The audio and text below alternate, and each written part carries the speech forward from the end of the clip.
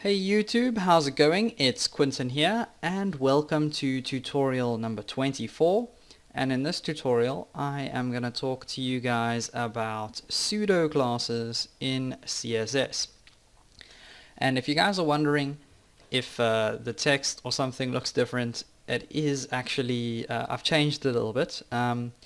Basically, I started recording my screen at a higher resolution so I could try and have the videos available in 720p, and then the text was actually really small. It was like that, so I decided just to zoom in a little bit, and as you can see, it kind of makes things look a little bit more bold than they would actually normally be. Okay, so that's just why the writing would look different. Okay, so let's talk about pseudo classes. And a pseudo class in CSS is basically just there to give you guys a little bit more control over your styling. Okay, they're all built into CSS, so you can't go ahead and make your own pseudo class, but you can choose from a bunch of pre-made pseudo classes that I am going to show you guys, and I probably won't show you all of them, so you can go ahead and actually Google some of it and see if you can find out if there's anything that you need that is going to be useful over there. Okay, and one of the first pseudo classes that I want to show you guys is called first letter. So let's go ahead and actually make a few paragraphs here. I'm gonna go ahead and actually just type that out once, then I'm gonna put my cursor in front of the paragraph tags, push Ctrl D, and that duplicates it. So I'm gonna make 4 paragraphs, and I'm actually stealing this idea from my original tutorial on pseudo classes. So I'm gonna type the word you, and then only, and then I'm gonna get the next paragraph to say live, and the last paragraph is going to say once. So YOLO! And now we can go ahead and actually style the first letter of every single one of these paragraphs using a pseudo class, and then we'll be able to make the actual word YOLO stand out. So let's go ahead and do that. And the way you use a pseudo class is basically by selecting whichever element you want to change.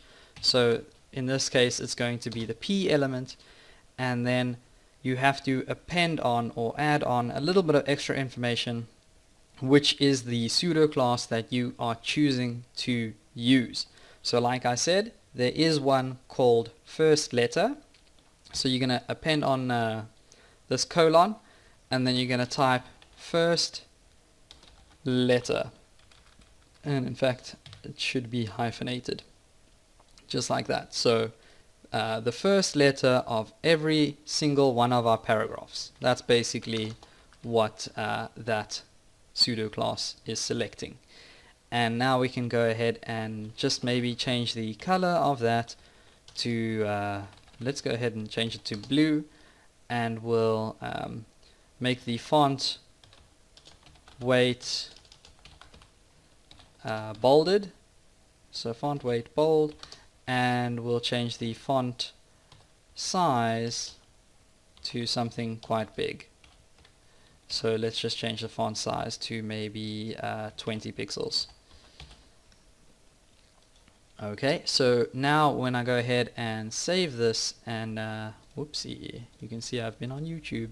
I go ahead and save that and just run this in Firefox.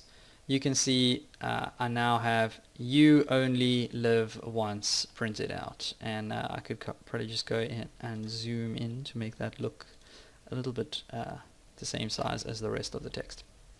Okay, so that is the first letter pseudo class.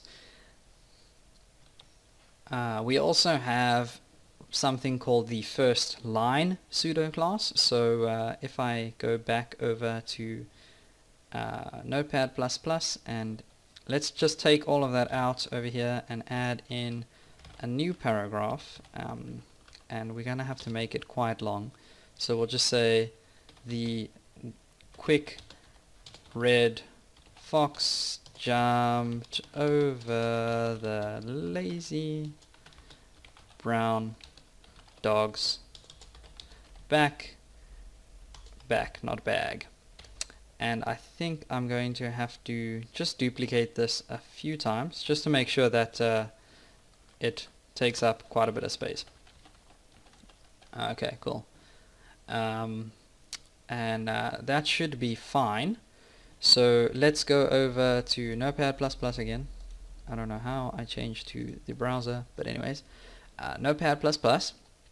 And instead of working with the first letter class, let's work with the first line.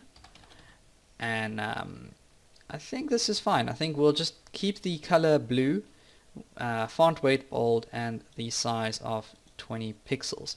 And what this is going to do is change the entire font size, font weight, and color of our first line in the paragraph.